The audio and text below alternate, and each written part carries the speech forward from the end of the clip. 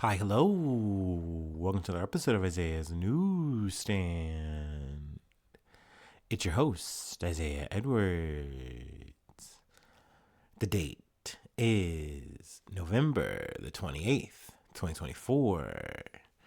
Hopefully, this episode finds you well, in good spirits, and high hopes. As for me, I'm doing pretty good. Happy Thanksgiving, happy Turkey Day, happy holidays, whatever you want to call it. Hopefully, you are not working currently, or if you are working, hopefully you're getting that good, sweet, sweet overtime, extra money pay. We all deserve it, that extra stuffing in your wallet, if you will. I don't know. But yeah, I'm doing good, doing solid. So far, it's just been a really chill, relaxed day. I of course, didn't sleep too well, but I got to make up for it for a change, and just got to sleep in like an extra like 5 hours. I was like, okay, all right, this is nice. But then I got up and I went to the gym, and that went well. It was definitely busier than I wanted to see, but at the same time, that's totally good. Everybody's in the same boat. You want to kind of get a good pump in, sweat in before you eat all that good, yummy, yummy food. So, it was a solid time. It was good. Also, I guess we can give a little bit of a weight update. This would be the best time to, right? Before, the things drastically change with all the things I'm about to eat. But we hit 228. So we broke through 230. I don't know if I've done that before and mentioned it or not, but yeah, this felt good, So I'm doing a little clap it up for myself. I'm happy about that. That being said, I think that there's definitely this issue that I have, and maybe it's like on like a body dysmorphia tip or something like that. But maybe not so much that. I don't know. Maybe I'm being a little dramatic, but just the idea of like, I see myself at the weight that I got, and I'm like, yeah, I feel good about that. But then I see like other people at the same weight, like whenever they mention it or whatever, and I'm like, man, what's the difference? What's going on here? Why are our body types so different? And it's one of those things where like I was struggling to grasp it, I guess, at first. It was making me like upset and like, oh man, what do I gotta do? And I just realized it's like, once again, it's back to the dieting. It's back to even the type of weight training and how you're working out. Like, those are going to affect the results you're getting and how you're gonna look like at said result. So I mean, it's definitely a fascinating science, that's going on at play with your own anatomy, and then what you're doing, what you're intaking, so it's so much. And I'm really, at the end of the day, I stop myself from getting too bummed out or upset or whatever, because I know I don't need to be comparing myself to other people. I know that this is about my own personal journeys, and like the goals that I want to set are the ones that should be important to me, and it shouldn't be about, oh, I got to get to like looking like this or that, So I really am happy. I really am like overall stoked and satisfied. This has definitely been one of the big dubs of the year for me, is having the discipline to really commit to the gym the way that I have. It just really, I'm glad to see that there is a payoff to that. It isn't just like an empty plateau that I wind up hitting, So I look forward to hopefully finishing out the year strong, and then, seeing where we're at for next year, and how I want to maybe angle and change how I'm working out. If I do, I don't really know. Like, we'll see. So I of course I'll keep y'all posted. But yeah, enough about that part. Let's get to the food corner. It was pretty meek. It was pretty mild. I had beef and vegetable soup with two buttered bagels with everything seasoning on them, and some little extra salt. So yeah, it was good. It was nice and yummy, a little quaint. But yeah, that's pretty much it for our personal news blog part. Let's go ahead and do our startup, and we will get into some news.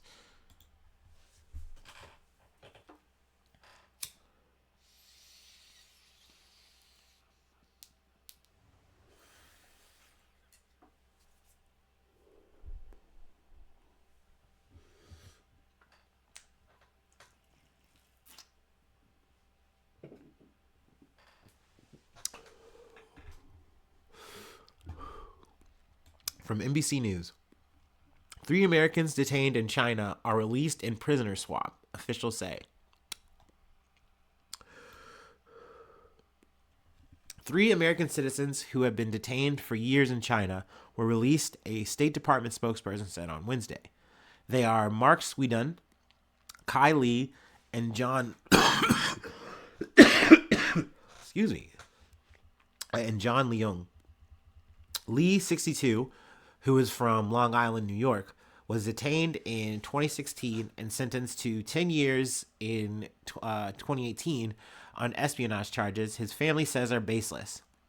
Sweden, a Texas businessman in his 40s, had been detained since 2012 and was sentenced to death with a reprieve in 2019 after being convicted on drug-related charges that a United Nations working group said had no evidential basis. Lee and Sweden were considered wrongfully detained by the State Department. John Leung, an American in his 70s, who also has permanent residency in the Chinese territory of Hong Kong, was sentenced to life in prison last year after being found guilty of espionage by a court in eastern China. Leung, who was detained in 2021, had been a member of a pro-Beijing group in the United States and had been pictured with senior Chinese officials, according to Hong Kong and Chinese news outlets. The release was part of a prisoner swap for Yu Yangjung, an officer of China's Ministry of State Security, and Ji Jiaokun, I'm sure I'm getting that name wrong, I'm sorry, a Chinese national, a U.S. government official said. Yu was arrested after an alleged attempt to steal technology from GE Aviation, an American aircraft engine supplier. Ji was accused of spying for the Chinese government. Soon they will return and be reunited with their families for the first time in many years, the State Department spokesperson said in a statement about the Americans. Now, I mean, being that, I'm an American and, a lot of the news I get is going to be focused and slated that way, I didn't hear about the second, the other part of the prisoner spot, who we were giving up, until maybe a day or so after the fact. Not that it wasn't readily available, but it just wasn't really slanted as hey, it was more hey, look at what we're getting. China is freeing 3 American citizens who were wrongfully detained, and this is a big win for us, big win for America. And the latter really wasn't talked about as much, but obviously, it's good. It's good for both sides at the end of the day. I didn't know this until reading, but it is stated that potentially 200 to even potentially 300 American detainees are being held in China. Granted, we've covered a lot of stories internationally. Obviously, a big focus had been on Russia and us in the U.S., at least over the past 2 years with prisoner swaps and the like. So, this is I don't want to say a common occurrence on the podcast to talk about this kind of shit, but definitely interesting all the same. Glad to see people getting home, because a lot of times, you're stuck in the situation and essentially you really are just a political pawn. I just can't imagine. And I know this is bum anxiety on my part, but it is one of those things where it's it plays into my sentiments of I never really want to be a traveler. I never want to be a traveling guy because I would just hate to get stuck in a situation like that. You know what I mean?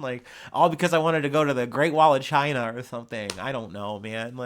I just don't have a lust for life like that, I guess is what I'm getting at. But more of a fear of the unknown and places and political games. I don't know. Anyway, I at least just wanted to talk about this, highlight it a bit for the day. Obviously there's more details here, but we will go ahead and move along. At least just wanted to, just talk about it a little bit. From Reuters, Israel and Hezbollah trade accusations of ceasefire violations. The Israeli military said its air force struck a facility used by Hezbollah to store mid-range rockets in southern Lebanon on Thursday, after both sides accused each other of breaching a ceasefire that aims to halt over a year of fighting.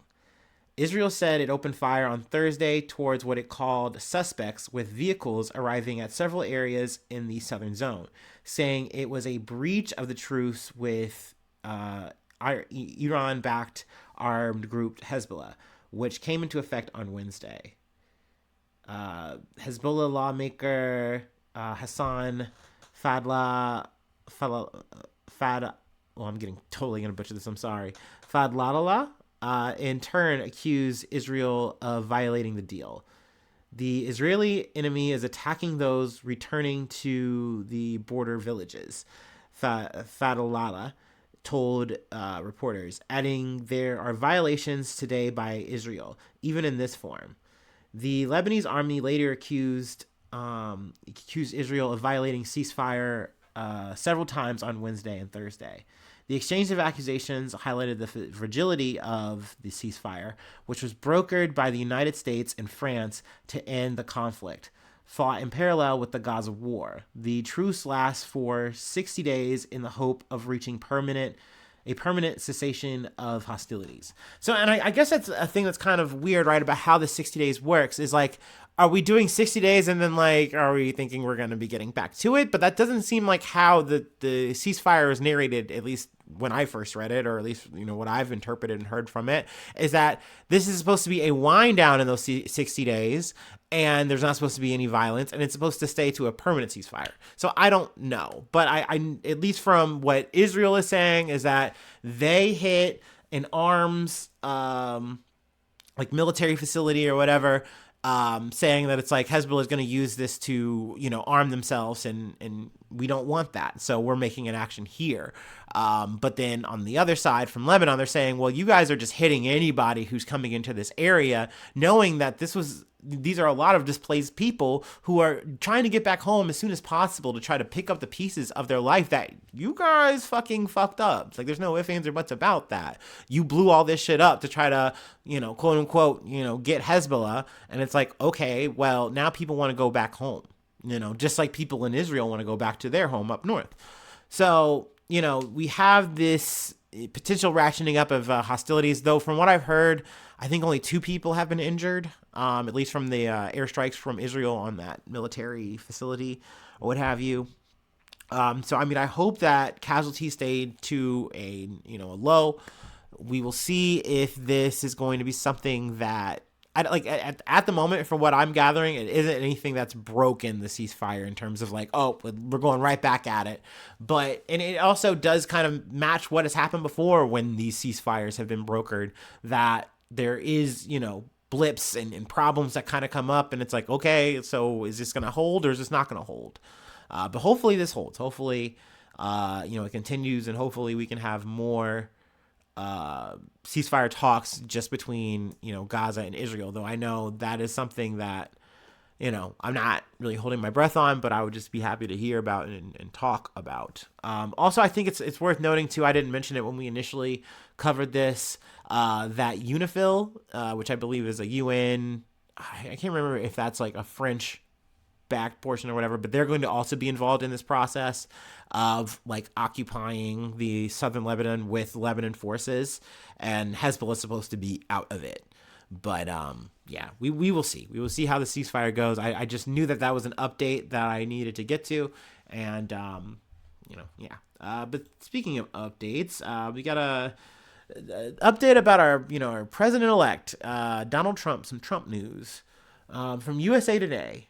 Donald Trump vows to impose 25% tariff on all products from Canada and Mexico.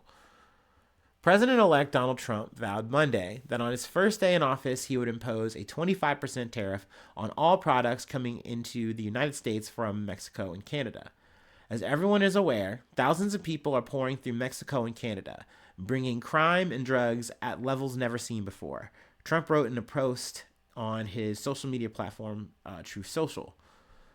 Which is okay. Once again, I don't know why I keep feeling compelled to mention this, but yeah, it seems like he's kind of sticking to the Truth Social app, which, hey, that's fine, but it definitely means that maybe the Trump posting era, he still posts crazy shit, but like, if you're posting on a dead app, it's like a tree in the forest, you know what I mean? No one really hears it. It doesn't make the same rounds.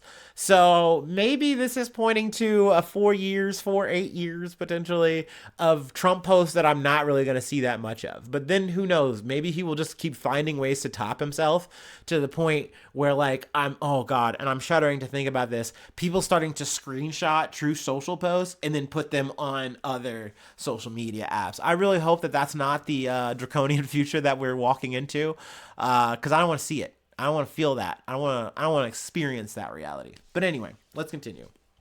Trump said that on January 20th, in one of his first executive orders, he would sign all the necessary paperwork to levy a 25% tariff on all products arriving from the U.S.'s North American neighbors. The tariff will remain in effect until such a time as drugs, in particular fentanyl, and all illegal aliens stop this invasion of our country, he wrote. Both Mexico and Canada have the absolute right and power to easily solve this long simmering problem. We hereby demand that they use this power, and until such time that they do, it is time for them to pay a very big price. And this is also an important thing to add because this is talking about China as well. Trump said in another Truth Social post that he would levy an additional 10% tariff on top of the existing tariffs on Chinese products coming into the United States. So that's a promise that he had made along the campaign trail that he was planning on, like, making a big tariff on China. So this seems like he's kind of talked it down, but that being said, he's just slapping on a 10% on what's already been there because the Biden administration didn't change that tariff.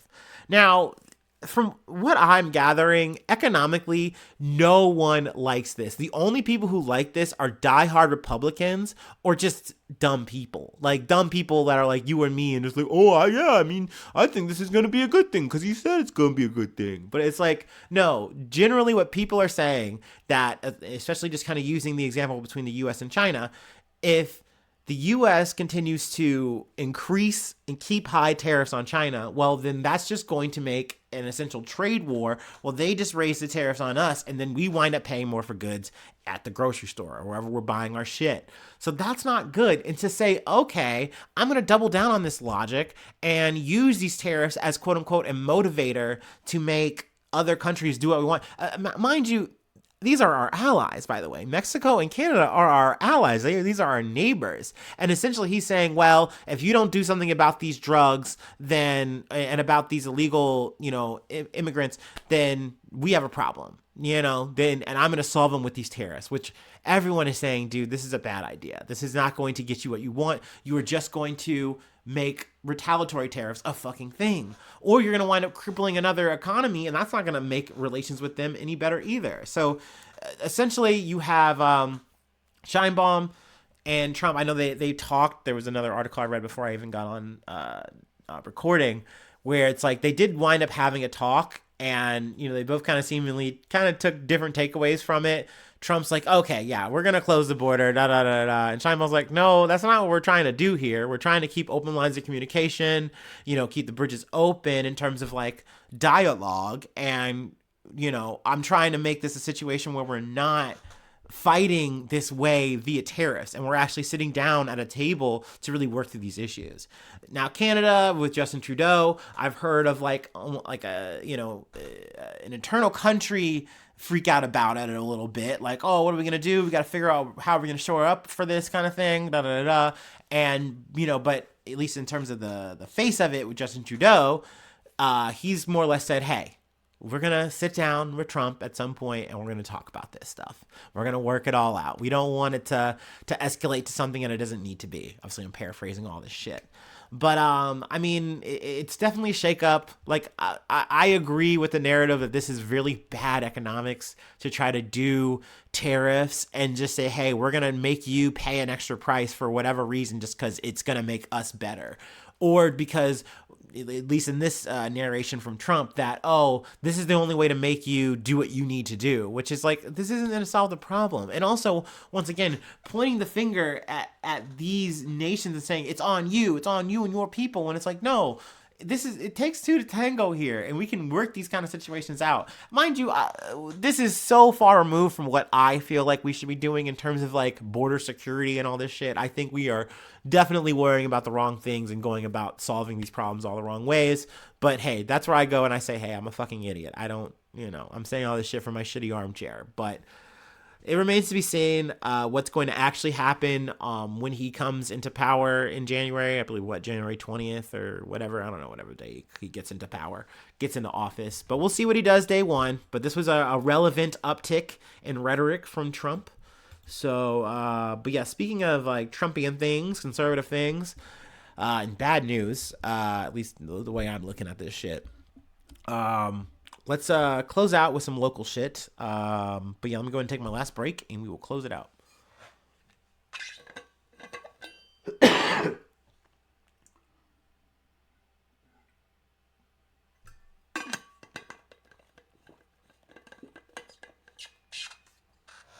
Ooh wee.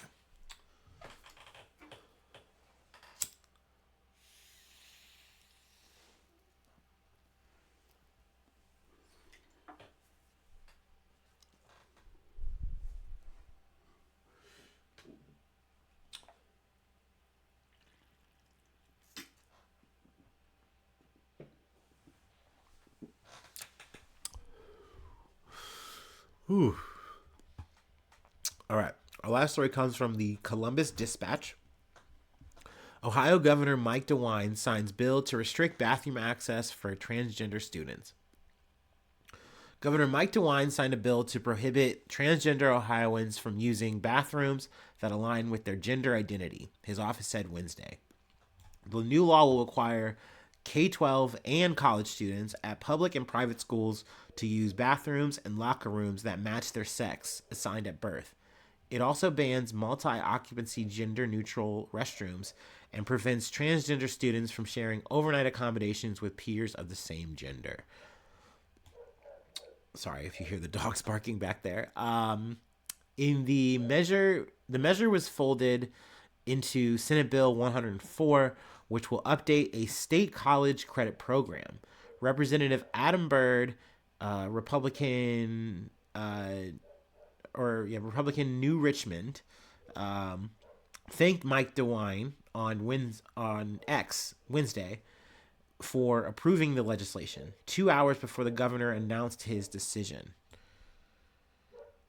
Common sense is on a winning streak in America today. Center for Christian Virtue President Aaron Bayer said in a statement. No student should be forced to go into a bathroom or locker room with a student of the opposite sex, and Ohio's kids are better protected now because of Governor DeWine's decision to sign this bill. I do not agree that this makes any kid safer. I just don't. At the end of the day, we are talking about someone's identity. When we are talking about these anecdotal stories that people are going to dredge up when you say this, these are people who are choosing to commit bad acts and be bad people. This has nothing to do with the identity.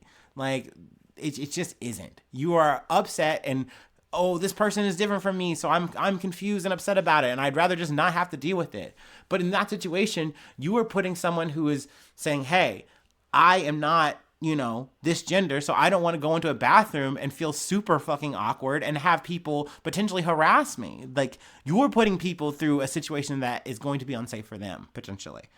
That's how I view it. That's how I feel about it. So this is something that it's a shame that you see it happen. We covered it, last week? In the House of Representatives. And, of course, we have this trickle down. I will give DeWine credit. He at least tried to, fight back against the bill last year. But there was pushback from Donald Trump himself and other Republicans. And essentially they were saying, hey, the governor faced blowback from President-elect Donald Trump and House and Senate Republicans who voted to override his veto. So at the end of the day, it was going to be probably him backing down, one way or another. He is a Republican in and of itself. This is more or less a Republican, state. So none of this is too surprising for me. I've had conversations, with my coworkers and, just peers and stuff. And, some people completely get it. Obviously, I have friends who, have to live with this kind of, situation. So, that's another reason why I'm more supportive of it. And I can kind of sit, in my opinion, cut through bullshit. But I know that there's a lot of people who are like, well, they have kids and they don't want them to have to have this kind of concern and worry and da-da-da-da-da. And it's like, okay, you know what I mean? I'm a person who doesn't have kids. It's very hard for me to weigh in on this shit and feel like I, have credence here. But at the same time, I feel like you should just be treating people like people. And the idea of saying hey, we're making sure that, we're keeping things same. It's like, that doesn't make anyone safer. At the end of the day, when you pull up these anecdotal things to say, hey, these are bad acts because, this was a trans person doing, no, this was a bad person doing a bad thing. a man in general could go in, a woman in general could go into any bathroom and do a bad thing. They could go into any place and do a bad thing. You have to, once again, center things back into reality and not to like, well, what about the science and da da da da, and you start blurring this shit together, and you start saying, well, this gives me ammunition for this argument. I disagree with that.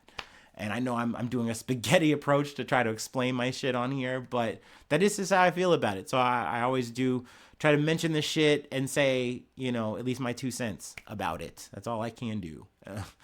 But yeah, that'll be it for today. I don't really think there's anything else I really wanted to pull from this. No, we'll call it. Let's see here. This is random. This is so random. This is a bit of old news, actually.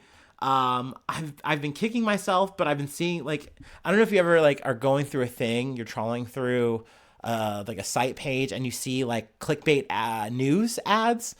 Every once in a while they get me. This was an update that I've been like actually kicking myself for completely missing. This is really old news from like last year. Yeah, they got it dated from October the 3rd, 2023, and it's been gnawing at me. So let me go ahead and actually do a little bit of bonus. It's Thanksgiving. Why not? We got the time. We can do it. From Blativity, which is also weird because, like I said, I hate pulling from just like some random junk news app site, whatever. But mea culpa to Blativity if I'm talking shit. I'm sorry, but this is still in the rank of like New York Post to me. You never know what you're gonna get, or the Daily Mail, But this was a story I should have done an update and done closure for. I shouldn't say closure, but at least an update on.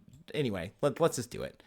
New York student sentenced to year in Dubai prison after touching airport security guard during layover. A 21-year-old American college student was sentenced to 1 year in Dubai prison after being accused of assaulting and insulting airport staff during a layover, according to legal experts. Elizabeth Polanco de Los Santos was denied boarding on July 15th while traveling through Dubai International Airport. She was subjected to unpleasant, humiliating, and offensive searches while traveling from Istanbul to New York via an international hub. Sorry, I'm getting an ad in the way. Can I close it? Okay, there we go. One hurdle down. Elizabeth's experience transiting through Dubai International Airport has left our organization detained in Dubai, calling for increased travel warnings to U.S. citizens. Founder Rada Sterling said in a statement. Let's see. Was there anything else I really wanted to pull from here outside of that? Was there any other update other than her sentencing?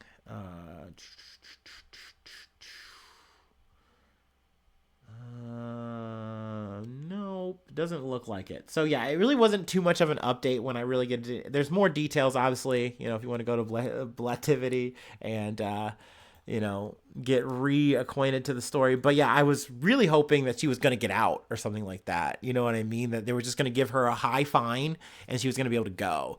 But I didn't hear anything outside of her getting sentenced for the year. So that's really a bummer there. But I felt bad because that story fell through the cracks so many times. And like I never found like a site that I liked, and then like news just got in the way.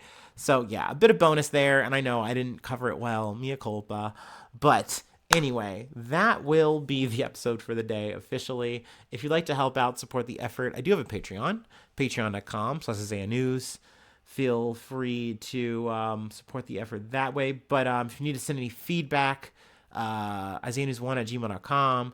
Feel free to follow me or the podcast on any of the socials. And hopefully subscribe to the YouTube. That's a free action that also helps out.